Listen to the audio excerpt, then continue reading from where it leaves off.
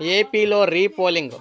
అవును, దళిత బహుజన పార్టీ అధ్యక్షుడే కృష్ణ స్వరూప్ గారు అయితే అడుగుతున్నారన్నమాట. ఏపీలో రీపోలింగ్ జరపాలని దళిత బహుజన పార్టీ జాతీయ అధ్యక్షుడు వడ్లమూరి కృష్ణ స్వరూప్ డిమాండ్ చేశారు.